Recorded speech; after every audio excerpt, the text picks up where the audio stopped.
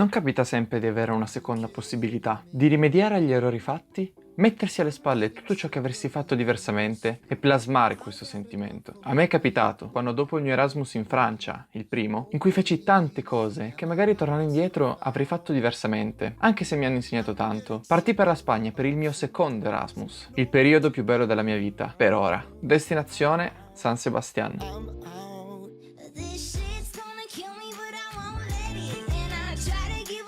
Può sembrare strano di dire che ho fatto 2 Erasmus in un anno solo. Di solito se ne fa uno in tutta la vita e quel ricordo rimane indelebile. Io invece, essendomi iscritto per quello in Francia al primo anno per il secondo anno, ho potuto iscrivermi al mio Erasmus del terzo anno il secondo anno. E visto che in Francia c'ero già stato, scelsi come meta la Spagna. San Sebastián è una città medio-piccola della Spagna, la capitale del cibo spagnolo e del turismo, dopo le grandi città, ma anche la più cara. Ha delle spiagge giganti, una che si chiama La Concha, piena di gente che ricorda molto Rio de Janeiro, l'altra invece è la Zuriola, amata dai surfisti di tutto il mondo. Avendo già fatto l'Erasmus, tutte le procedure per partire le feci molto più facilmente e rapidamente, riuscendo questa volta a fare esami sensati del mio corso e non cose a caso, e soprattutto in inglese, come il mio corso di studi, anche se questa volta, come in Francia, forse avrei preferito farlo in spagnolo. Per la casa, anche questa volta, l'università ti proponeva un servizio che ti assegnava la casa direttamente, e per fortuna questa volta ce la diedero, anche se però non la sceglievamo noi, ci veniva assegnata random. A me è andata bene, la casa era in pieno centro, con un letto grande, una vista pazzesca, un salone, una cucina con tutto quello che serve, un bagno e 2 conquiline italiane. Altri invece sono stati meno fortunati, come un altro ragazzo italiano che si è trovato in una casa nel mezzo delle strade, dove la sera c'era un sacco di casino e ha fatto veramente fatica ad addormentarsi la notte.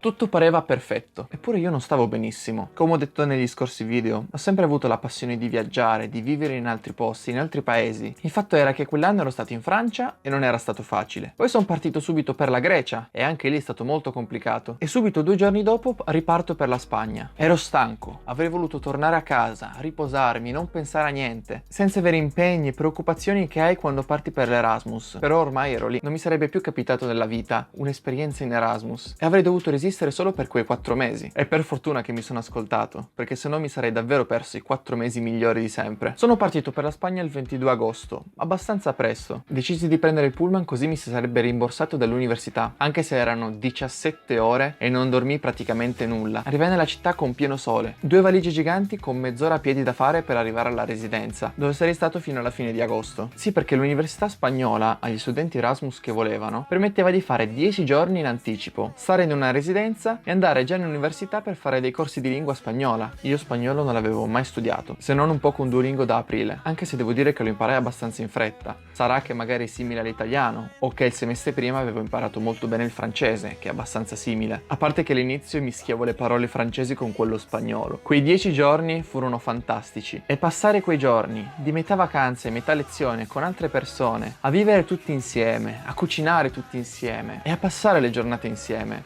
sono veramente ricordi bellissimi.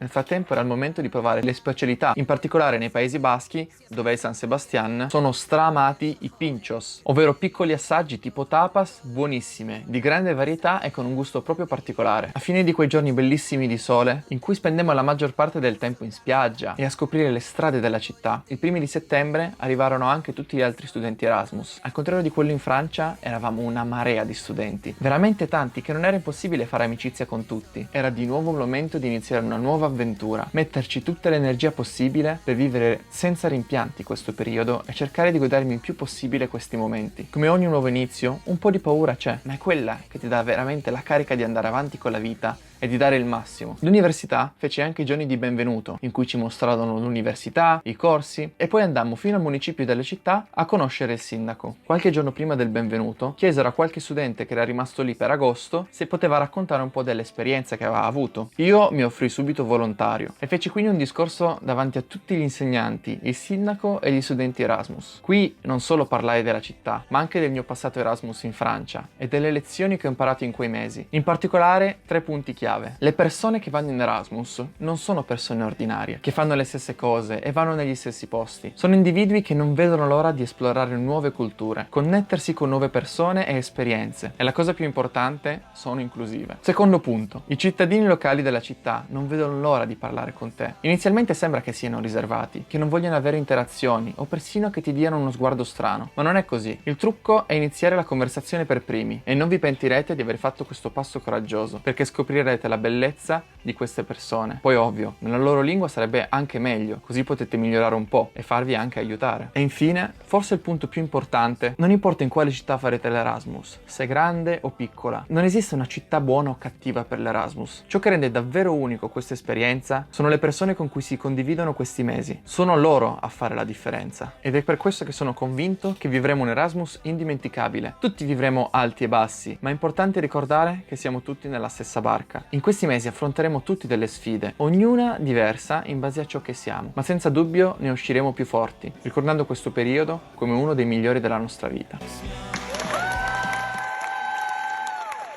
E avevo ragione. In quei mesi, oltre all'università, feci una marea di viaggi, di 1 o 2 giorni, la maggior parte con ESN, ovvero il network degli studenti Erasmus. A settembre feci il primo in una location dove hanno girato Game of Thrones. Io non l'ho mai visto, ma era uguale alla serie TV. Poi ci spostammo in una città di Porto a provare il vino della zona e alla fine visitare un castello che sembrava quello della Disney. La settimana subito dopo un altro viaggio, questa volta nella parte francese dei Paesi Baschi, a Biarritz, che è molto vicino alla Spagna. E anche qua a conoscere gente nuova e a rinforzare le amicizie con quelli che già conoscevo. A ottobre ci fu il viaggio nel deserto della Spagna, una location strasuggestiva e io che non ero mai stato in un deserto mi sembrava davvero di stare tipo in Egitto. Sempre quel viaggio poi visitammo delle location che mi ricordavano il castello di Rapunzel e infatti mi feci anche da modello per la foto. Un altro viaggio d'ottobre fu quello in Asturias, questo di 2 giorni e visitammo un sacco di posti bellissimi. Il primo purtroppo fu rovinato dalla nebbia, ma fu bellissimo comunque. Poi un castello in mezzo al nulla e una delle grotte più grandi della regione. Il giorno dopo poi facemmo un tour di cibo e sidra asturiana, facendo dei veri e propri giochi per assaggiare queste prelibatezze. Poi un altro viaggio indimenticabile fu quello a fine ottobre a Pamplona, con un'escursione a Urre Terra. La cosa più bella erano le cascate giganti. Abbiamo anche simulato la famosa corsa dei tori a Pamplona. A novembre poi ci fu il viaggio a Bordeaux in Francia, che mi fece innamorare ancora di più di quel paese. In particolare, il posto più bello fu un locale meraviglioso pieno di gatti che ti giravano intorno e si mettevano sulle tue gambe in cerca di coccole. Se dovessi immaginare il paradiso, sarebbe esattamente così. L'ultimo viaggio, e anche il più bello, fu quello a Barcellona, con i miei amici del mio gruppo Erasmus. Fummo lì per 3 giorni, fu la vacanza più bella di quell'anno. Passammo quel viaggio a mangiare, visitare posti fantastici, a mangiare, a fare attrazioni, poi a mangiare, fare le passeggiate e a un certo punto ci misimo pure a mangiare. Era l'ultimo viaggio e sapevamo che presto quella magia sarebbe finita. La magia che ci aveva uniti e ci aveva fatto passare mesi incredibili insieme.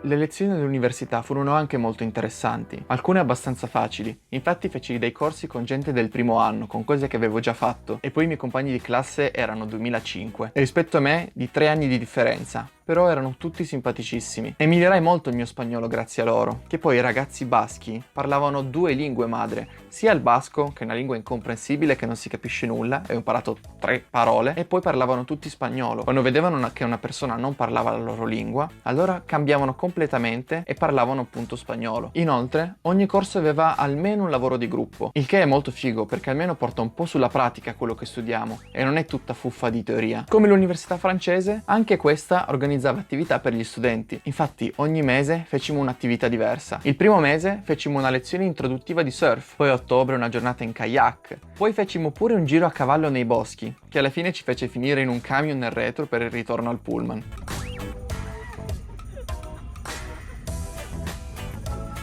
Poi fecimo un corso di cucina su piatti tipici baschi.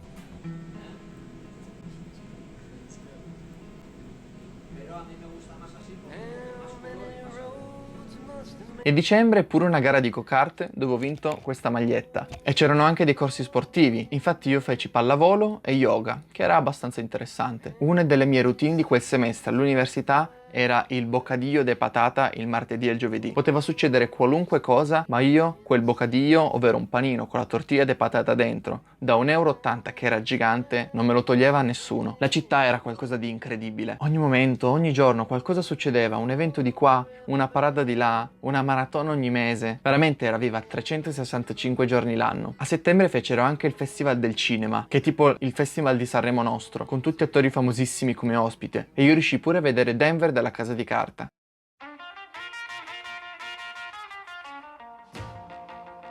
Una delle cose a cui tenevo di più per quel semestre era iniziare un corso di surf, perché non mi sarebbe più capitato di vivere in una città con l'oceano, solo studiando e senza pensare a lavorare. E devo dire che il surf è veramente uno sport difficile. Abituatevi a cadere, cadere, cadere, andare contro le onde che ti portano via, remare di nuovo ed eventualmente riuscire a stare sulla tavola. Finì il corso a fine novembre perché si stava facendo troppo freddo e la mia pelata ne soffriva. Però posso dire che iniziai ad imparare a girare con la tavola, che non è male. E poi le serate karaoke, con canzoni che facevano cantare tutti quanti.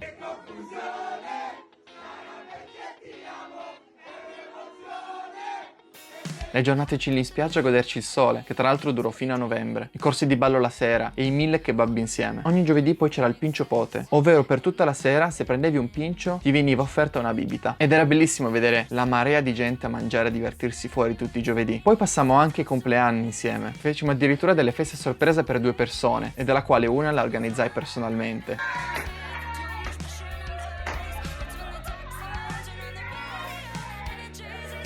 Passammo l'Halloween tutti travestiti in giro per la città, andammo all'acquario gigante che c'era lì in città e che aveva pure un momento in cui davano da mangiare agli squali, poi le cene fuori e giri sulla ruota panoramica della città. Il 1° dicembre andammo a vedere pure lo spettacolo in cui avrebbero acceso tutte le luci della città e per l'occasione fecero uno spettacolo sul fiume e i fuochi d'artificio. Quei momenti davvero, quando li penso mi viene la nostalgia di quegli istanti.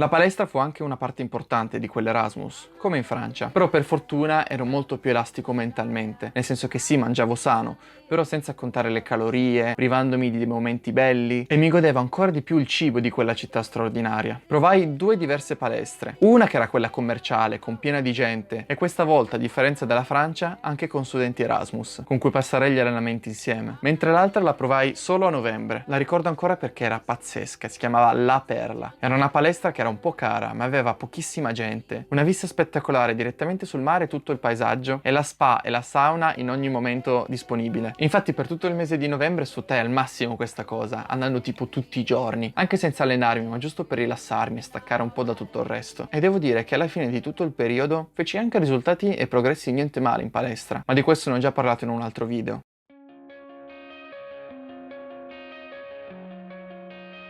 Quella città era veramente magica. Penso di essere ancora innamorato per tutto quello che mi ha trasmesso e fatto provare. Feci anche venire i miei genitori per un weekend, con cui comprai pure la giacca per la pioggia gialla con mia madre, visto che a entrambi piace il giallo. Penso che però quello che l'ha resa davvero speciale, ed è proprio quello che avevo detto al discorso al municipio, erano le persone con cui l'ho passato. Io davvero mi emoziona pensare a ognuno di loro. Ho conosciuto tanta gente, anche grazie al fatto che io non sono una persona timida, e per poter andare a parlare con la gente mi andavo a studiare, come si diceva, ornitorinco nelle varie lingue per rompere un po' il ghiaccio. Però ci sono alcune persone un po' più speciali per me e che mi porterò sempre nel cuore come parte importantissima di me. Hailey, Ugo, Yara, Sophie, Kim, Igor, Matteo, Nick, Oscar, Lucy e tutti gli altri con cui passai il tempo. Li devo veramente ringraziare per tutto questo, per avermi fatto piangere come non avevo mai fatto il mio ritorno in Italia.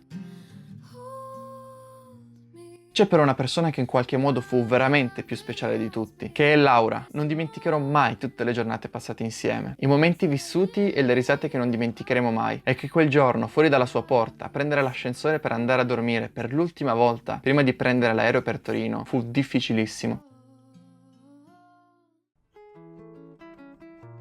I giorni finali furono molto difficili perché pian piano dovevamo salutare tutte le persone con cui avevamo passato quei mesi. All'evento finale, il gala di addio, fecimo poi l'ultima foto insieme, prima che ognuno partisse per il proprio paese. Tornato a casa, ho guardato, guardo e guarderò quel periodo come il migliore della mia vita per il momento, come il più emozionante, in tutti i sensi, sia in positivo che in negativo, ma sicuramente il più bello, e che sono convinto non riuscirò mai a dimenticare. Ed è stato reso così perfetto perché nel mio passato avevo fatto tanti errori, che sono riuscito a non commettere di nuovo, dalle amicizie, alla gestione della rabbia, allo stress e al prendersi cura delle persone. Questo video per me è l'ultimo di questa raccolta di diario digitale in cui voglio parlare delle mie avventure e sono sicuro che questo batte tutti, per quello che ho imparato nei vari anni e per quello che veramente ho appreso fino ad arrivare a quel momento. Però questo non vuol dire che non sarò mai felice come quel periodo. Non bisogna guardare al passato con nostalgia rimanendo ancorati, ma bisogna andare avanti, impegnandosi a costruire nuovi ricordi e nuovi ricordi felici, che ti fanno cambiare come persona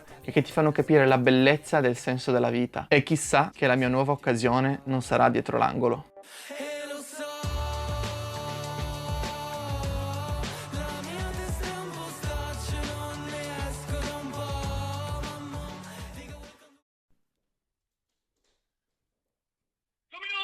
Pizza, te informamos que tienes la información.